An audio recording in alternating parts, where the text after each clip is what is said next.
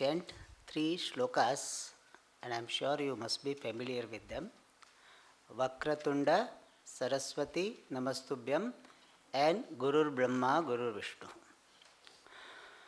Om Vakratunda Mahakaya Suryakoti Samaprabha Nirvignam Kuru Me Deva Sarvakaryeshu Sarvada Saraswati Namastubhyam Varade Kamarupini Vidyarambham Karishyami Siddhir Bhavatu Me Sada Gurur Brahma Gurur Vishnu Gururdevo Maheshwaraha Guru Sakshat Param Brahma Tasmai Shri Gurave Namaha.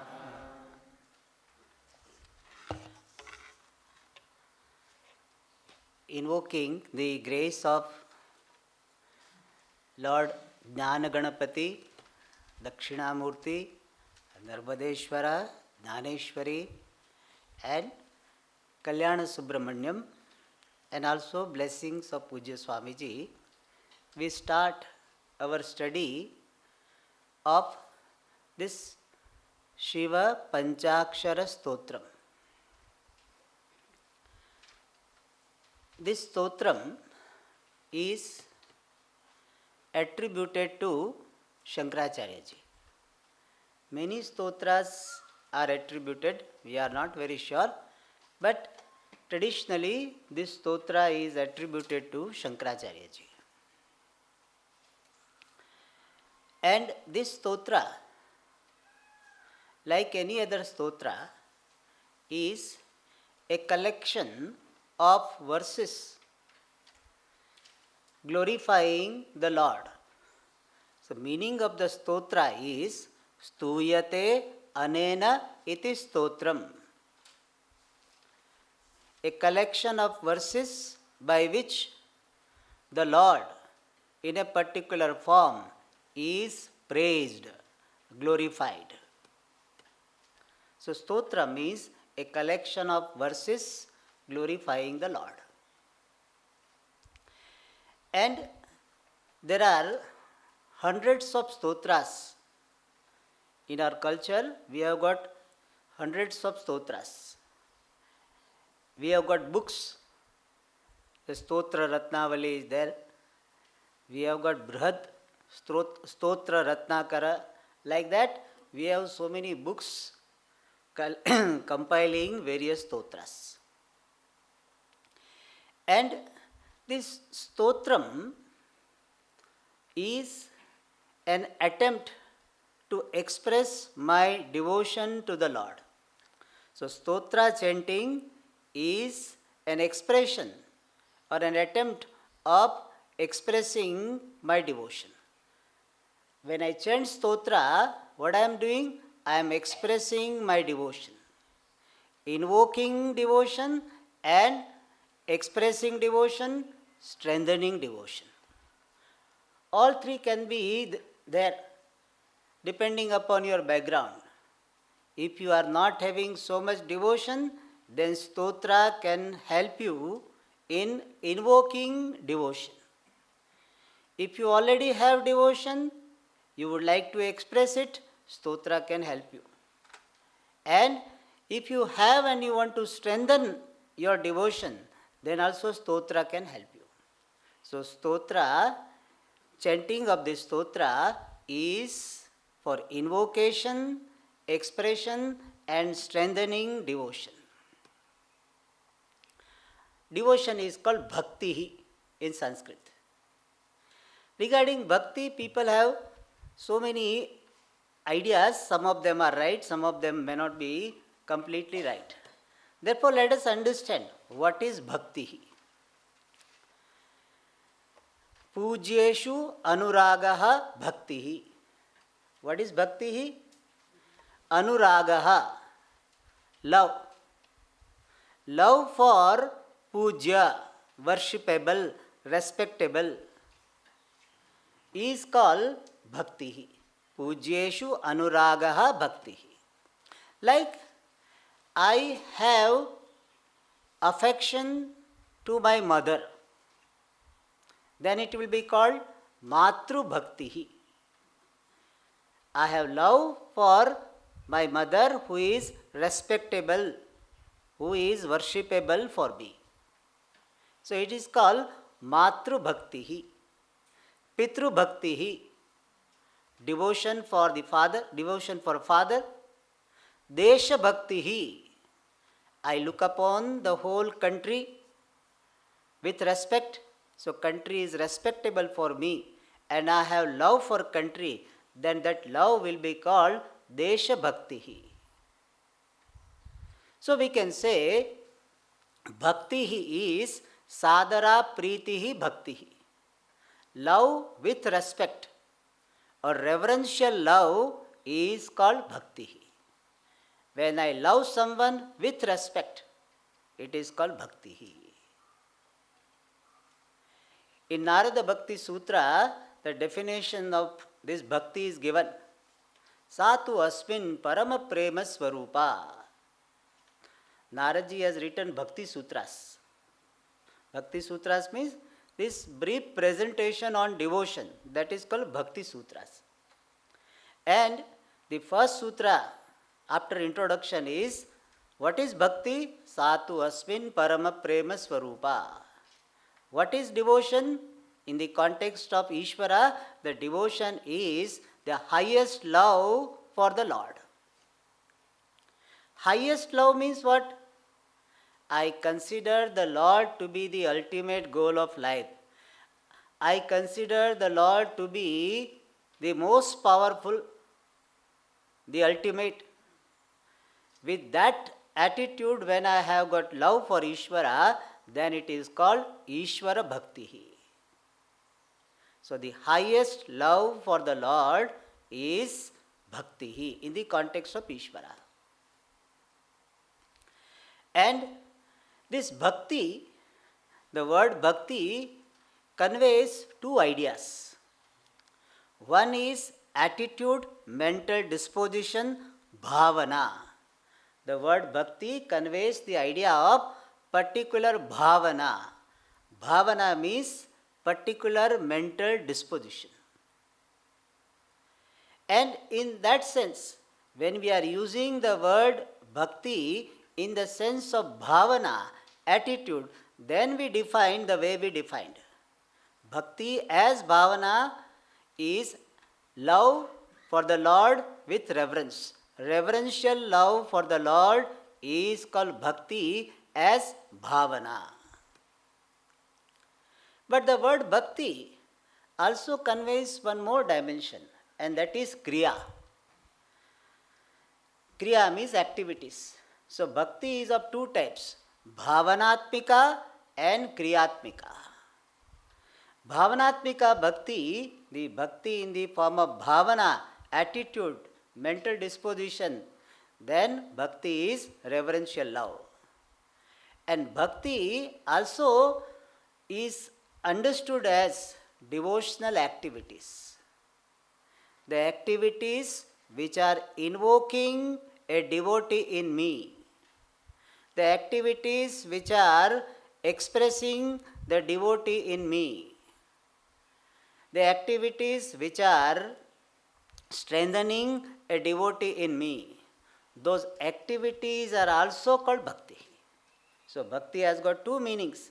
One is Bhavana and other is Kriya.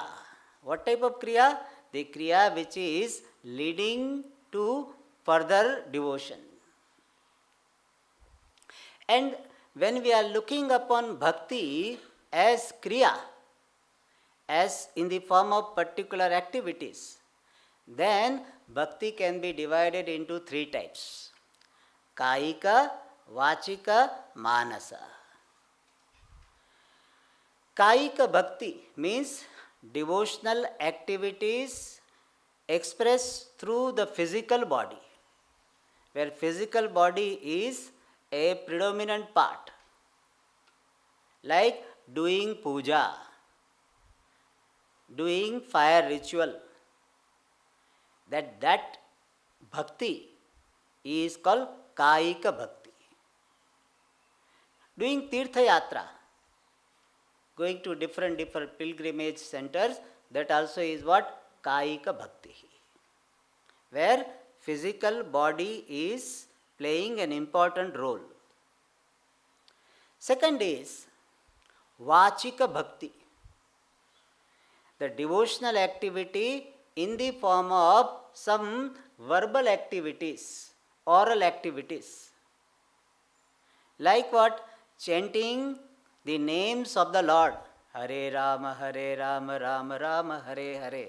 Or tomorrow we are going to have Om Namah Shivaya, Om Namah Shivaya. You will hear it thousands of times you will hear. So that is called one form of Vachika Bhakti. Or chanting the stotra. Nagendra Haraya Trilochanaya, we are going to do. Or Vishnu Sahasranama you chant. That is called what? Vachika Bhakti. So chanting the stotra, chanting the Bhagavan Nama, that is called Vachika Bhakti. What is Vachika Bhakti? Devotional activities where our organ of speech plays an important role. Vachika Bhakti. And third is Manasa Bhakti. Mental devotion. It is in the form of Upasanam, Dhyanam. So you meditate on Lord Shiva, Lord Vishnu, where mind is playing the important role. Body and organs role is what? Not to disturb. Like sometimes some people role is what? Not to disturb, that is their contribution. So similarly in Manasa Karma, the contribution of the body and the organs is what? Not to disturb. So Manasa Karma, Manasa Bhakti is mental activity centered on Ishvara. Otherwise mental activities we have all the time. People are worried, that also is mental activities. But mental activities centered on Ishvara, invoking the devotee in us, expressing the devotee in us, strengthening devotee in us. That mental activities is called Manasa Bhakti. So we have got Kayika Bhakti, Vachika Bhakti, Manasa Bhakti. Of course, the primary meaning of the word Bhakti is attitude, Bhavana. But another meaning, secondary meaning, is that devotional activities are also called Bhakti. And in Bhagavatam, this devotional activities which are called Bhakti is divided into 9 types. You must have heard this Navadha Bhakti. Have you heard the word Navadha Bhakti? What is the meaning of Navadha Bhakti? 9-fold devotion. And you know who has uttered this shloka which we are going to say? Prahlada. You must have heard Prahlada, the son of Hiranyakashipu, a great devotee of Vishnu. His father Hiranyakashipu was very angry with Vishnu. He did not like anyone worshipping Vishnu. And unfortunately, it happened that his own son, he is having devotion for Vishnu. Some like capitalist father has got communist son. So similarly, so it happened like this. So Hiranyakashipu was against, anti-Vishnu, and his own son is a great devotee. And he was sent to school, Prahlada was sent to school, and father asked, what is the best thing you have learned so far? Or best thing you have studied, best thing you have understood? Then Prahlada, he was only 6-7 years old, and he tells this, that worshipping the Bhagavan is the best thing. And there he says, Shravanam Kirtanam Vishnoho Smaranam Pada Sevanam Archanam Vandanam Dasyam Sakhyamatma Nivedanam. So these 9-fold devotional activities are presented in Shastra. So here the word Bhakti has got the meaning This activity, bhakti in the form of devotional activity, is here presented as Navadha Bhakti, where Shravanam Kirtanam Vishnu, listening to the glory of Vishnu. Listening is very, in Bhagavatam, this Shravanam is highly emphasized. How Bhagavan can enter into your heart? Through ears. Shrotra Karna Randhrena. Through the holes of ears, Bhagavan enters into your heart. How? You listen to the glory of Bhagavan, then more and more devotion you will have, Bhagavan will be in your heart. Having someone in your heart means what? You remember the person effortlessly. That is called having the person in the heart. Paas rahe ya dura rahe, najron mein samaye rehte hai. So all the time remains in the heart. That's what it is. So Bhagavan remains. So therefore Shravanam, listening to the glory. In fact, we develop raga dvesha by listening most of the time. We hear about someone, oh great, then we get raga and we hear if that person is like this, dvesha. Rukmini got affection, love for Krishna by hearing only. She heard the stories of Krishna and she fell in love with Krishna. So hearing is very important.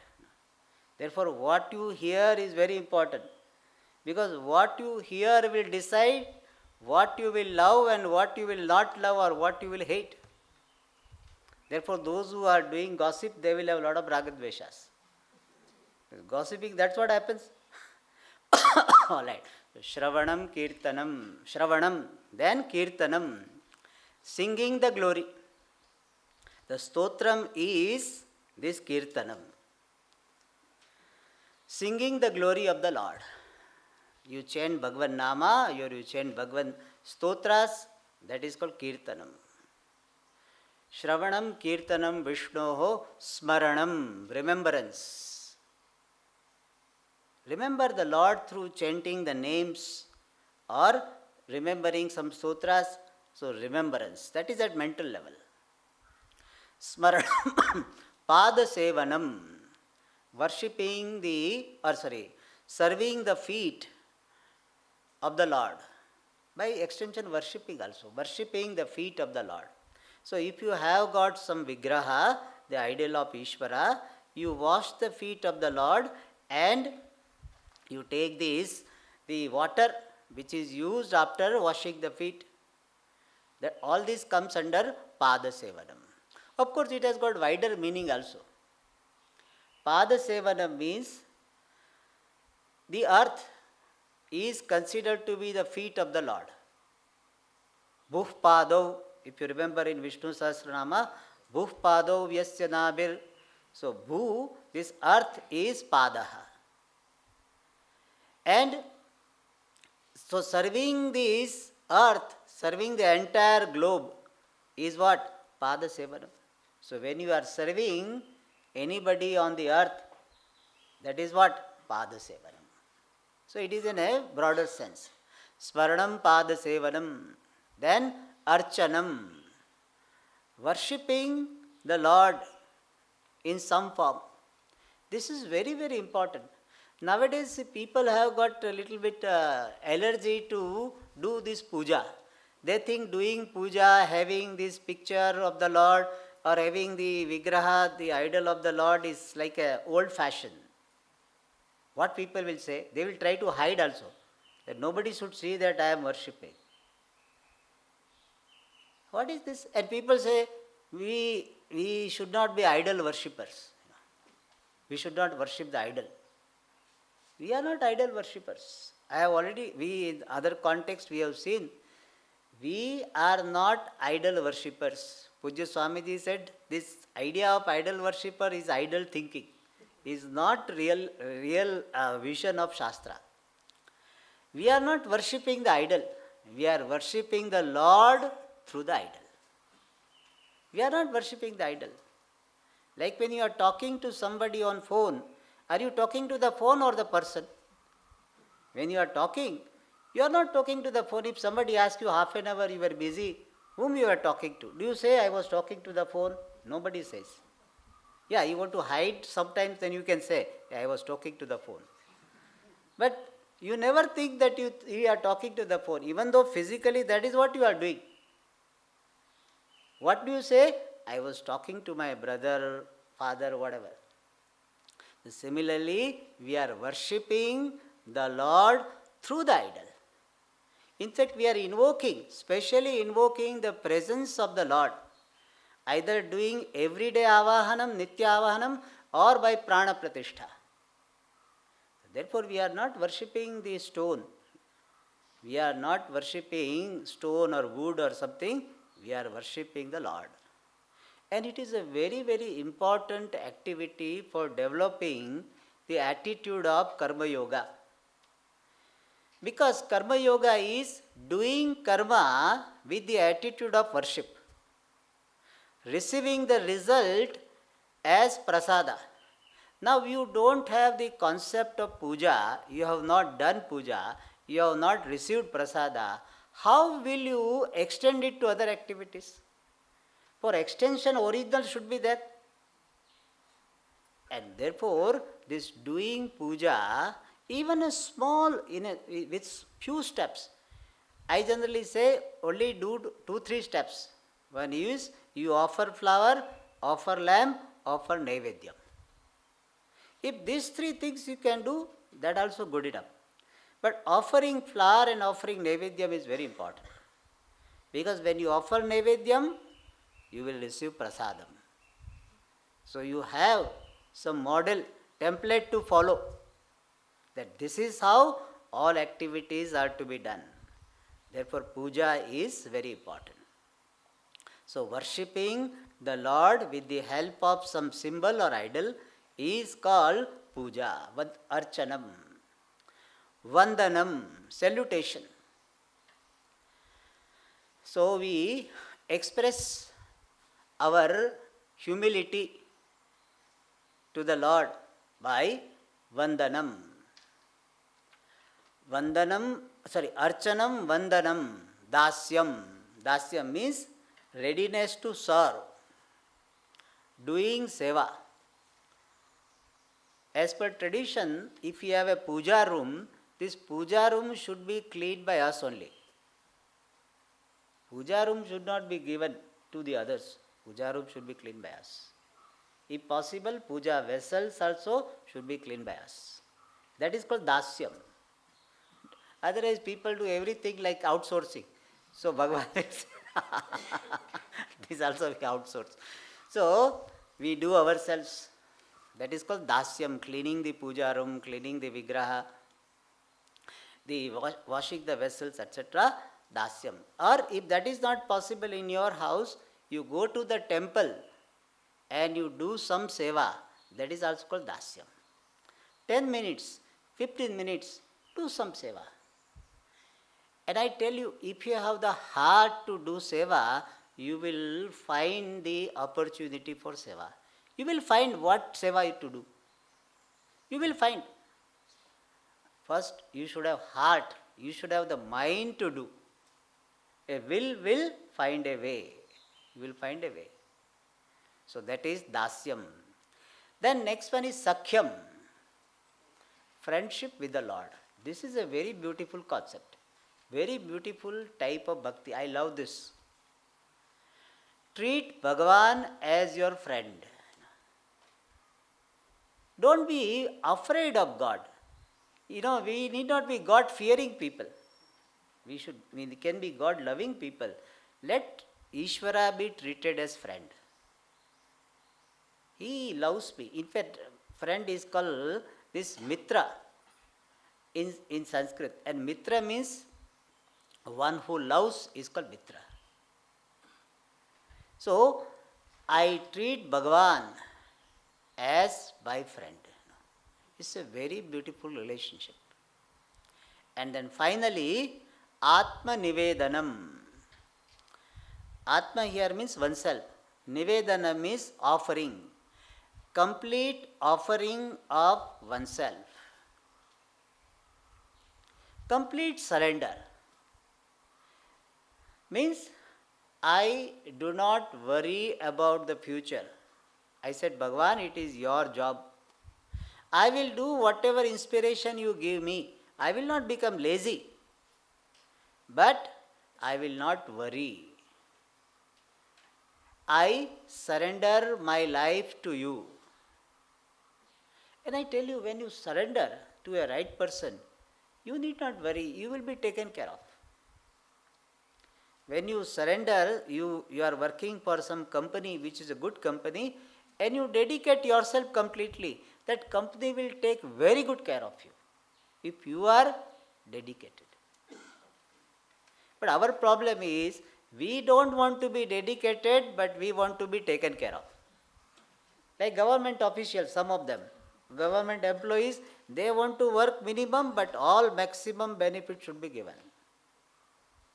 That is not correct. Yeah, there perhaps okay, but in devotion, that type of mentality should not be there. I am not talking about all government officials, but there are some who have this work minimum and get maximum. That is their sutra. So, this Sharanagati to Bhagavan means I completely surrender. I do not insist that this alone should happen in my life. And I do not resist to any fact that has already happened in my life. Somebody scolded me, somebody abandoned me, somebody did not take care of me. All these are facts of life. I drop my resistance to all facts of my life. Oh, when I was child, I had to go through so much hardship. It's a fact of life. I drop my resistance. So, dropping the resistance and insistence, that is called surrender to Ishvara. Whatever happens, I don't have insistence that this alone should happen. And I don't have resistance to what happened. Otherwise, people have this question, why me? Why me? Why it happened to me? Many people say, Swamiji, when many people are violating traffic rules, they are not caught. But if I violate once, I am caught. They are violating almost every day, they are not caught. And Swamiji, one day I violate, I am caught. Why me? So that is lack of surrender. I feel, in fact, one person told me like this, I said, you are very, very blessed by Bhagavan. He told me, Swamiji, once only I violated some parking and then I was caught. Why, Swamiji? Then I said, you are blessed. Bhagavan is taking extra care of you that you don't do anything wrong. So be blessed. Immediate punishment is good, so no account is there for you. Papa account is not there. Immediate punishment. Good. You are blessed. So there is no resistance. That is called Atma Nivedanam. So these are the 9 forms of devotional activities. And here, the stotram which we are going to take up, the chanting of the stotra can be taken as Vachika Bhakti or Kirtana Rupa Bhakti. And in the stotra, what do? We glorify the Lord. We praise the Lord. Somebody may say, why should we praise the Lord? That question is there, no? Does Bhagavan also has got some inferiority complex that every now and then people have to say, you are good, you are good, you are good. Like some people, no, they need to be told, you are wonderful, you are wonderful. If they don't get this oxygen, they feel dull. So does it mean that Bhagavan needs my praise? In fact, in Hindi they say, Kushamat to Khuda ko bhi pyari hai. Like that they say. Means the praise is very dear to the Lord. So we attribute our mental thinking on Bhagavan. Our thinking on Bhagavan. Really speaking, Ishvara doesn't need your praise. You are praising Ishvara for your sake. What is the benefit of praising Ishvara? First benefit is that your mind will be occupied in a healthy activities. So stotra provides you a healthy, empowering mental occupation. Instead of thinking about these all the cinema heroes, etc., from Stardust, I don't know whether that magazine is still there. Earlier, there Stardust was there one magazine. For all stars they will talk about. Have you seen that Stardust? Is still there? There? Oh, acha. The dust of the star. So, so all bhaktas will be putting the dust of the stars. So, instead of that, you can have this mental occupation, healthy, constructive, empowering mental occupation. Second benefit is when you praise the Lord, what you are saying, all the glories belong to Ishvara. What idea you are highlighting in your mind is, all glories belong to Ishvara. And in that all glories, your glory also is included. So you understand that my glory, whatever I have, the glory I am able to sing well, or I am able to paint well, I am able to talk well. So my glory is included in Ishvara.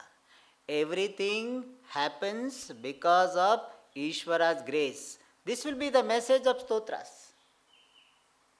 So stotra will help us to bring humility in our life, avoidance of pride, arrogance.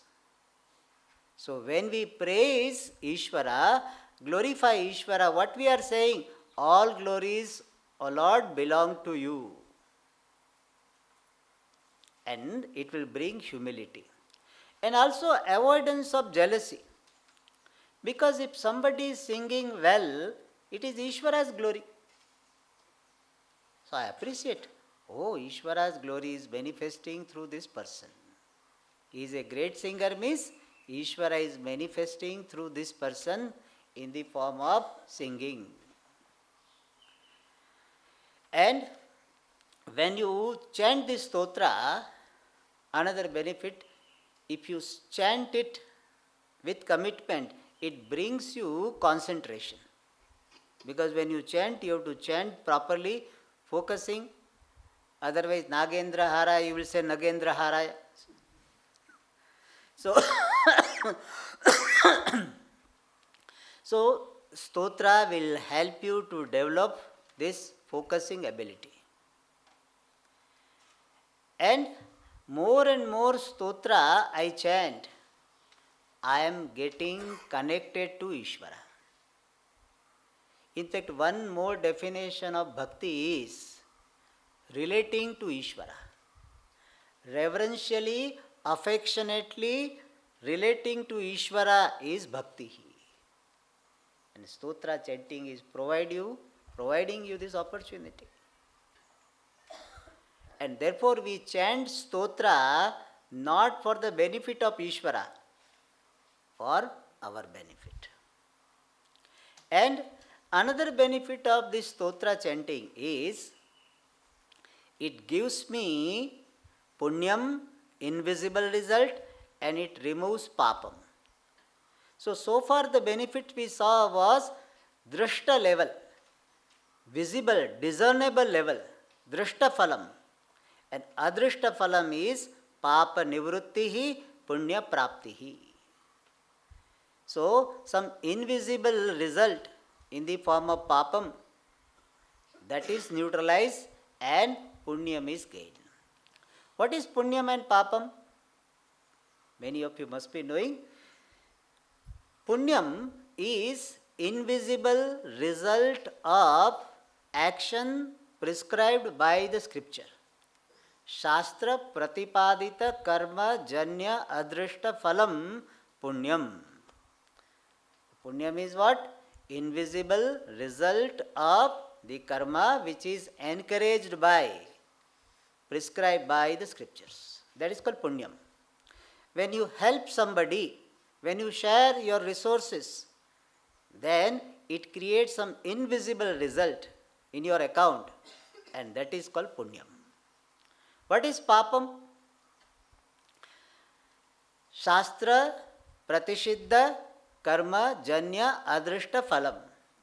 Invisible result of the action prohibited by the scriptures. That is called papam. So, this papam, what will papam do? Papam will create obstacle in attaining desired result. Papam can create unfavorable, painful situations. And punyam, what does it do? Punyam creates this conducive situation. Because of punyam alone, you are able to come here and study this. Otherwise, last minute people may have to cancel. Possible or not? Last minute it is possible. That you are about to catch the flight or train and news comes that you have to go back.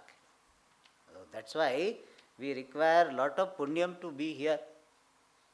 Here means any place where there is a growth.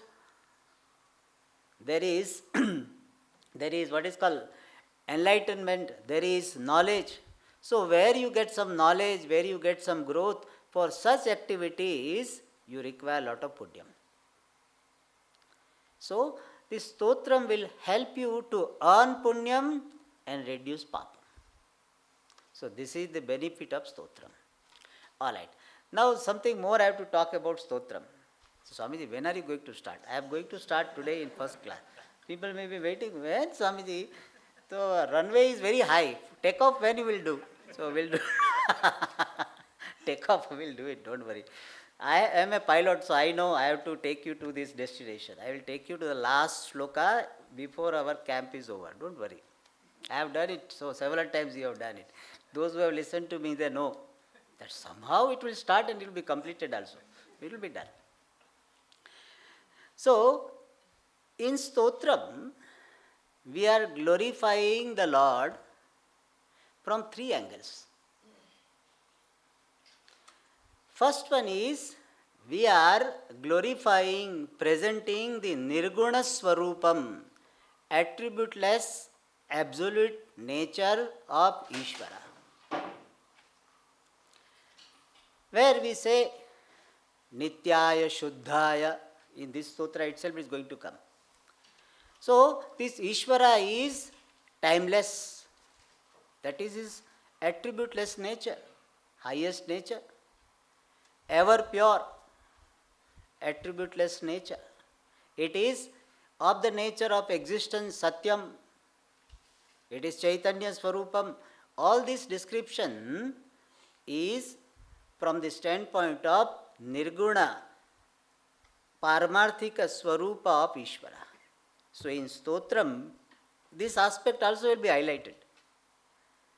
Paramatma, Parameshvara, Ishvara is essentially, in its true nature, he is Satchidananda Brahma. That aspect will be highlighted. So from the Nirguna Swarupa angle, Ishvara will be glorified. Second is Saguna Jagat Karana Rupam.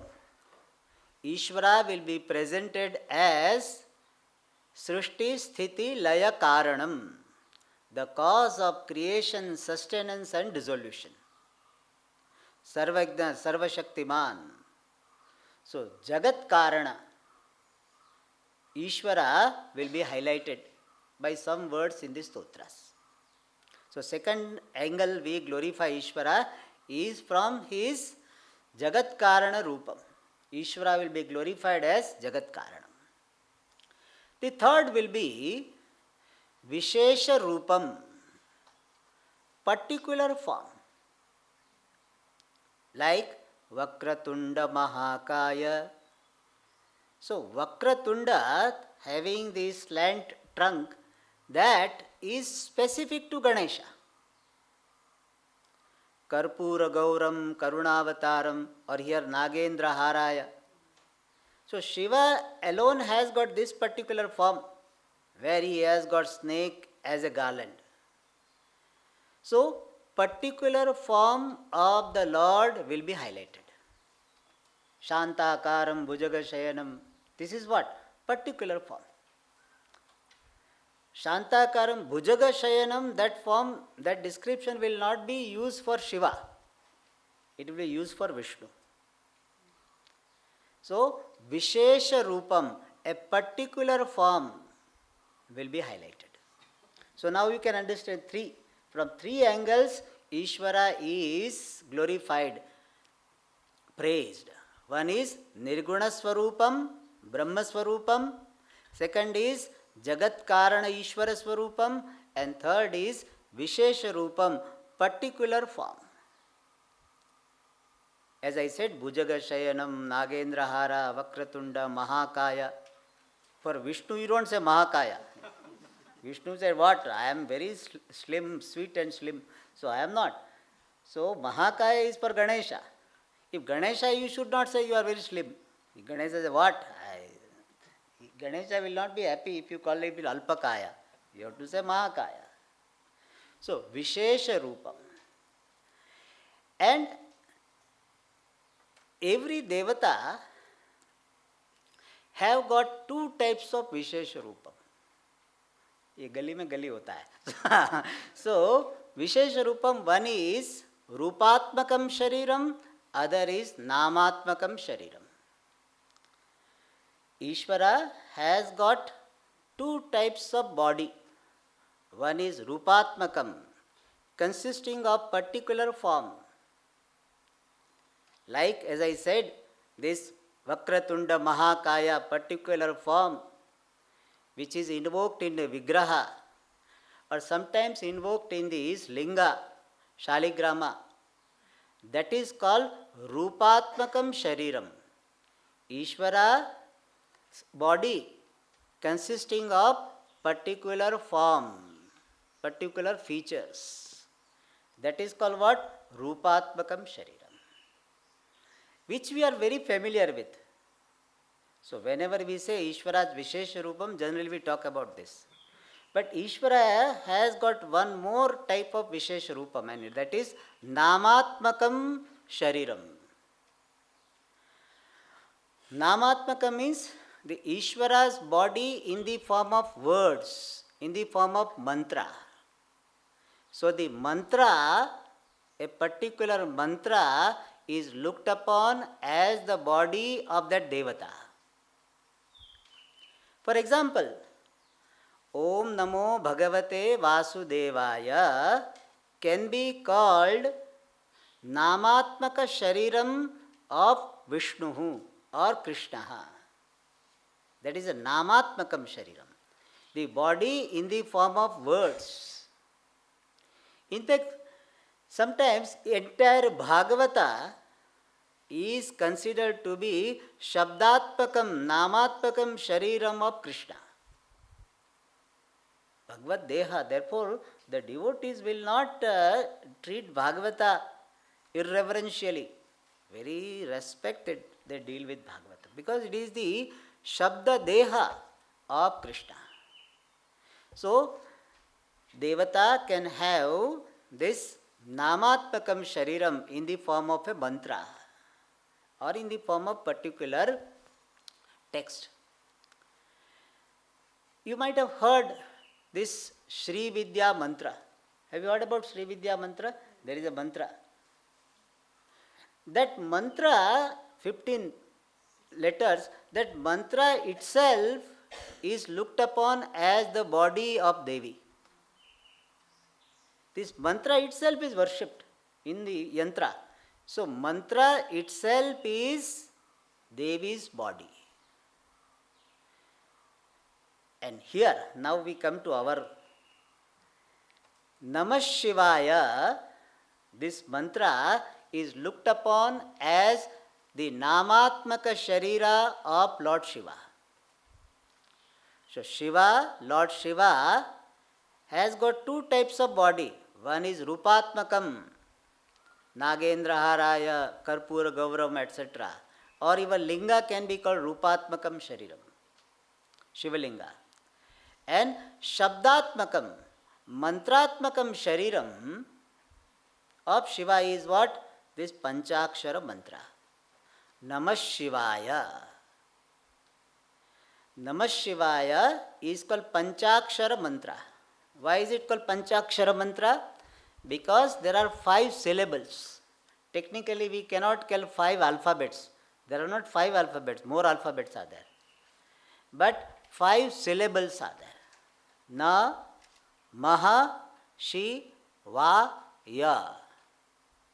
So there are 5 syllables. Otherwise, Nakara, Akara, Makara, Akara, Sakara, Shakara, Ikara, Vakara, Akara, Yakara, and then A. So about 11 letters it would be. Letters wise it is 11. It doesn't look like, but there are 11 letters. But syllables are 5. What is syllable? The unit of utterance. That is called syllable. A complete unit is called syllable. So, Na, even though it has got 2 letters, Nakara and Akara, but it will be considered 1 syllable. Unit of chanting, unit of utterance.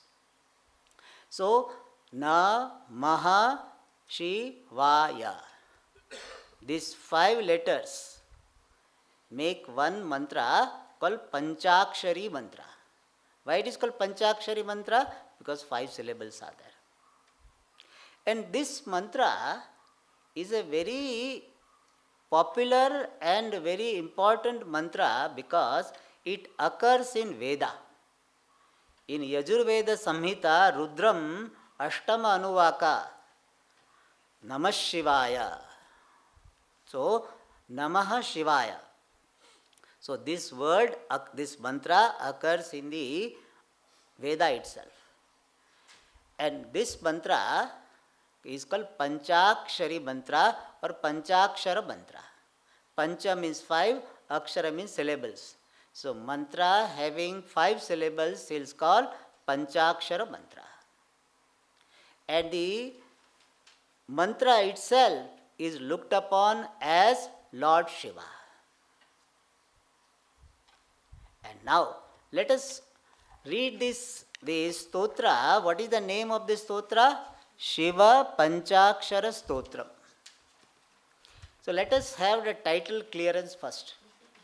Title clearance means let us understand the title. Because if you study whole stotra and what is Sivapancakshari Stotram means? Stotram we have already seen. Stotra means a collection of verses of glorification. The verses of praise, glorification. Glorification of what? Shiva, Lord Shiva. A collection of verses of glorification of Lord Shiva, who is in the form of Panchakshara, who is in the form of 5-syllabled mantra. So, what is the meaning of Sivapancakshari Stotram? A collection of verses in glorification of Lord Shiva, who is in the form of 5 letters, 5-lettered mantra. And as we saw, that entire mantra is the body of Shiva.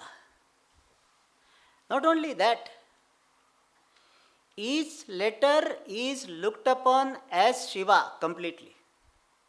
Like hologram. Have you heard about hologram?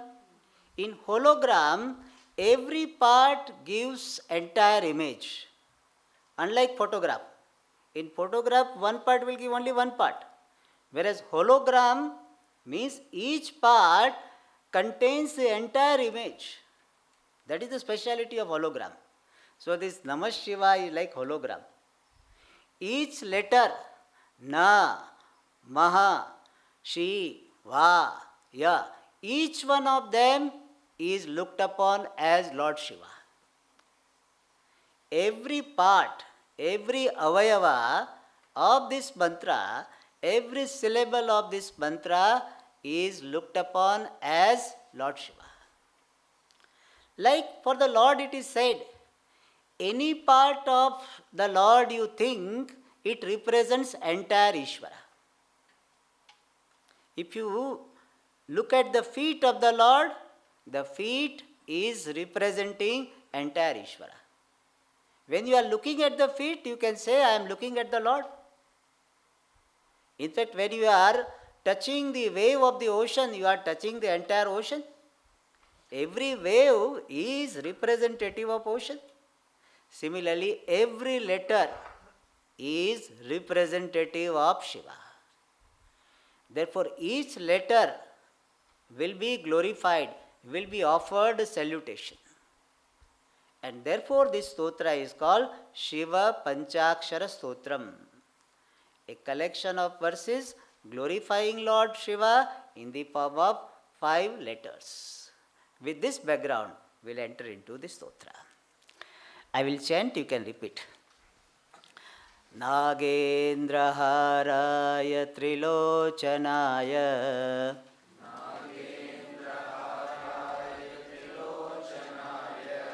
Basmangaragaya Maheshwaraya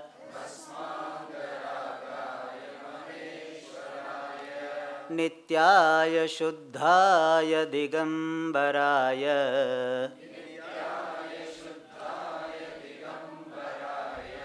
Tasmai Nakaraya Namah Shivaya. Yes, please chant.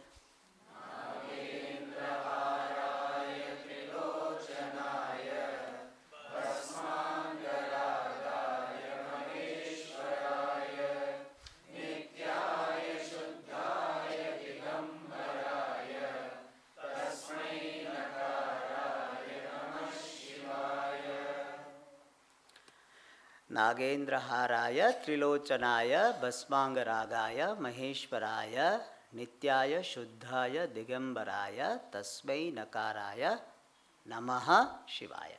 One sandhi only is there. Namah Shivaya.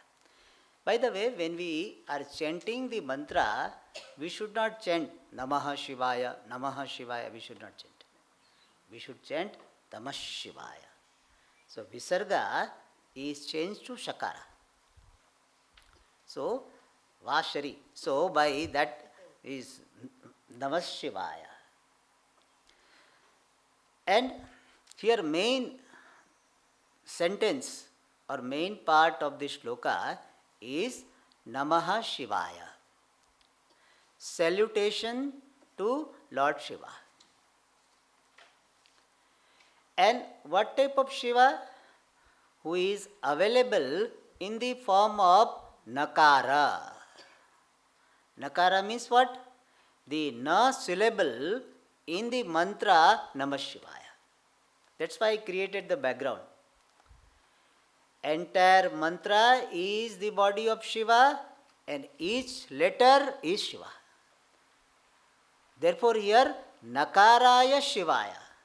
My salutation to Shiva who is manifesting in the form of syllable na.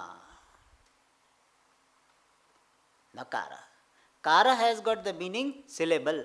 Nakara means syllable na.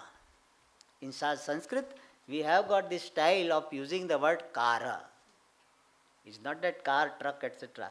Kara means syllable. Chakara, pakara, etc. Alright. So here nakara means syllable na. And beautifully, each shloka starts with that corresponding letter. See, nakaraya, so it starts with na. Makaraya starts with ma. See, shikara will start with shi. Then vakara starts with va. Like that, ya. So that's a beauty. Alright. So my salutation to Lord Shiva who is in the form of this nakara. So main this part of the mantra is Namah Shivaya. Namah Shivaya. Now what is the meaning of Namah Shivaya? Can we sit for 5 minutes more? Is it okay? Anybody has any problem? I hope so. Nobody.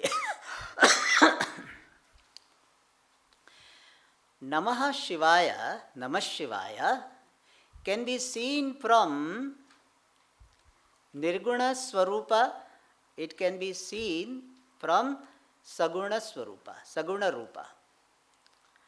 If we see this Namah Shivaya from Vedantic angle, means from the standpoint of Brahmatma Swarupa, then the meaning of Namah Shivaya, Namaha means complete disidentification from Upadhi,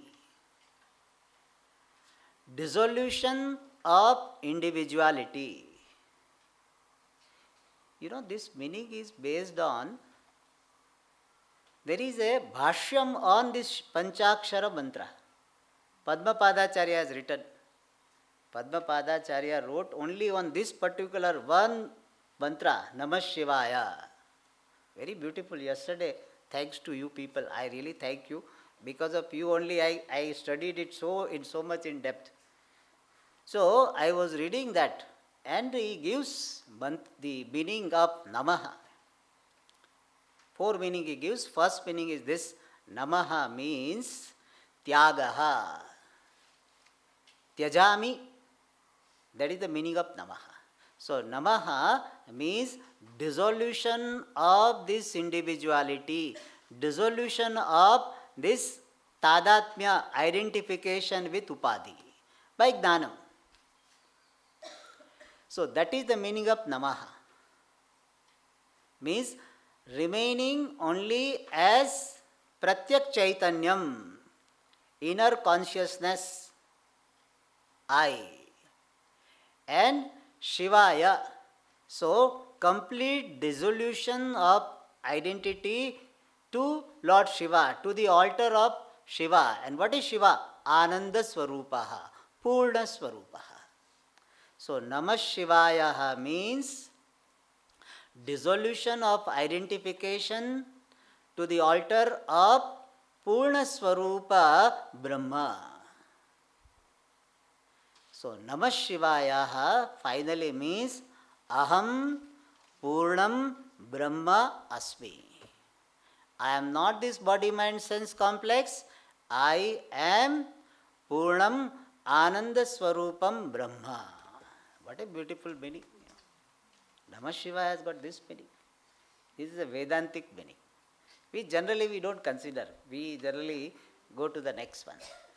Second meaning of Namah Shivaya is Namaha means surrender. Shivaya means to the Lord who is remover of everything inauspicious, papam, dukkham. So the word Shiva is derived from Sho Dhatu, Shati Dukkham iti Shivaha. So one who removes, destroys Dukkham, Papam, that Mangala Swarupa, Ishvara, is called Shivaha. So Namah Shivaya, second meaning, which we can relate to more, is by salutation, by surrender to the Lord who is embodiment of auspiciousness, removing all dukkham, all papam. This is the meaning of, second meaning of Namah Shivaya. More about this we will see in the next class. Om Purnamada Purnat Purnamudachyate Evavashishyate. Om Shanti Shanti Shanti.